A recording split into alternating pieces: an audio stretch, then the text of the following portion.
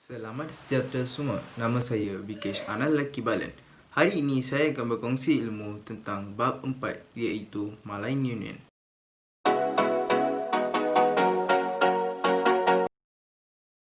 Sebagaimana yang kita ketahui, selepas Jepun kalah dalam Perang Dunia Kedua, pentadbiran di Tanah Melayu diletakkan di bawah pentadbiran tentera British dari tahun 1945 hingga tahun 1946.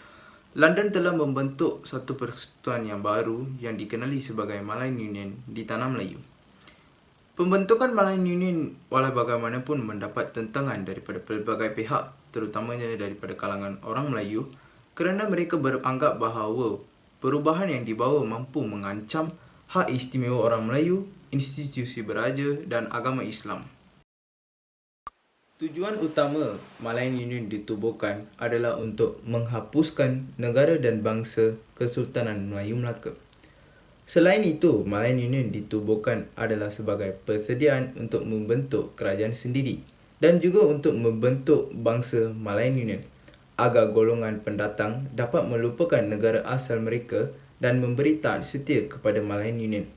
Selain itu, Malayan Union ditubuhkan adalah untuk melahirkan pentadbiran yang licin dan juga untuk menjimatkan kos pentadbiran.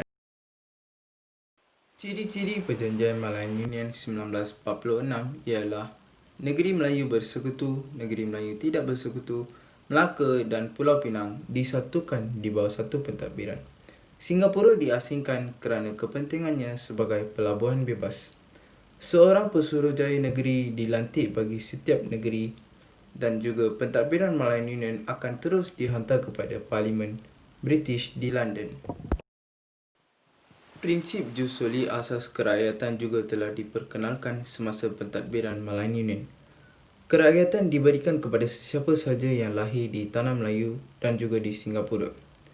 Raja-Raja Melayu hanya menjadi ahli dalam Majlis Raja-Raja Melayu yang boleh membincangkan soal agama Islam dan adat istiadat Melayu. Malayan Union juga menolak sistem tradisi dan sistem politik Melayu. Malayan Union secara rasminya telah diisytiharkan pada 1 April 1946 di King's House, Kalkosa, Srinagar, Kuala Lumpur. Malayan Union telah menggantikan pentadbiran tentera British yang dijalankan sejak bulan September 1945. Pembentukan Malayan Union telah ditentang atas beberapa faktor. Antaranya, orang Melayu membantah tindakan Sir Harold MacMichael yang mengugut Raja-Raja Melayu bahawa baginda akan diturunkan takhta. Selain itu, Sultan juga tidak diberikan masa yang secukupnya untuk berunding. Seterusnya, Malayan Union telah ditentang kerana menentang penghakisan kuasa Raja-Raja Melayu. Hal ini kerana Raja-Raja Melayu hanya menjadi ahli dalam Majlis Raja-Raja Melayu dan mereka juga telah kehilangan takhta. Mereka hanya boleh berbincang mengenai soal agama Islam dan zakat fitrah juga dipungut atas nama Governor British. Di samping itu, Malayan Union telah ditentang kerana pemberian kerakyatan yang longgar. Ini mampu mengancam status quo orang Melayu sebagai pribumi. Seterusnya, Malayan Union telah ditentang kerana bimbang warisan Tamadun Kesultanan Melayu Melaka akan hapus begitu saja. Walaupun orang Melayu menentang pembentukan Malayan Union, namun terdapat juga golongan ataupun parti yang menyokong pembentukan Malayan Union. Golongan ataupun parti yang menyokong pembentukan Malayan Union ialah Orang Dagang, Golongan Melayu Radikal, Parti Kebangsaan Melayu Malaya PKMM, Angkatan Pemuda Insaf API, Angkatan Wanita Sedar AWAS dan juga Barisan Tani Malaya iaitu Batas.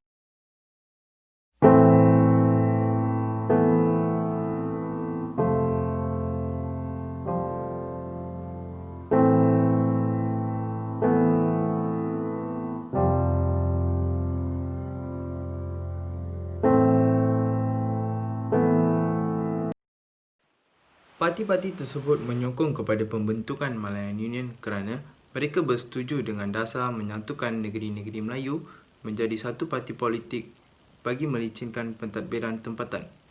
Selain itu, parti-parti politik menyokong kepada pembentukan Malayan Union kerana mereka mempercayai janji British yang akan memberikan kemerdekaan kepada Tanah Melayu. Di samping itu, parti-parti politik menyokong kepada pembentukan Malayan Union kerana mereka menyokong dasar samarata Malayan Union yang akan menghapuskan hak-hak perlindungan orang Melayu. Tindakan orang Melayu menentang Malayan Union adalah melalui akhbar Melayu seperti Utusan Melayu, Majlis dan Warta Negara. Selain itu, orang Melayu juga mengadakan demonstrasi secara aman apabila Sir Harold MacMichael ingin mendapatkan tanda tangan daripada Raja-Raja Melayu. Selain itu, orang Melayu juga menghantar telegram dan surat bantahan kepada pejabat tanah jajahan di London. Di samping itu, Dato' Onn Jaafar juga menyeru agar orang Melayu berkongres dan menubuhkan United Malays Organisation (UMO). Kongres Melayu yang pertama telah diadakan pada 1 hingga 4 Mac 1946. Kongres Melayu telah bersetuju untuk menubuhkan United Malays National Organisation iaitu UMNO. Kongres Melayu yang kedua telah diadakan pada 30 hingga 31 Mac 1946 bagi membantah pengisytiharan Malayan Union. Orang Melayu juga telah mengadakan rapat umum di setiap bandar besar untuk menunjukkan bantahan mereka terhadap ahli-ahli Parlimen British iaitu L.D. Gammons dan David Rhys-Williams. Raja-Raja Melayu juga telah berkumpul di Kuala Lumpur pada 28 April 1946 untuk menunjukkan bantahan mereka terhadap ahli Parlimen British.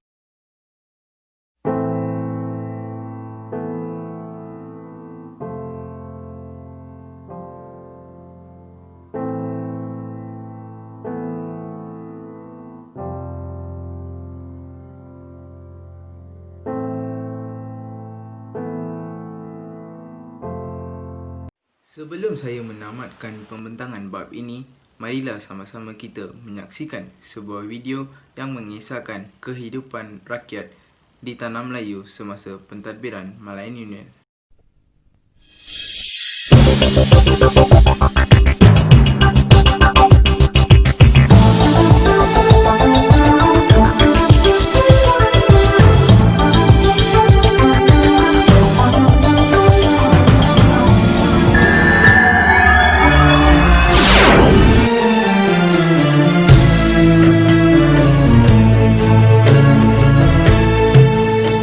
Tempoh antara tahun 1946 hingga 1948 akan kekal terpahat sebagai sejarah pedih bangsa dan ketuanan Melayu di tanah air mereka sendiri.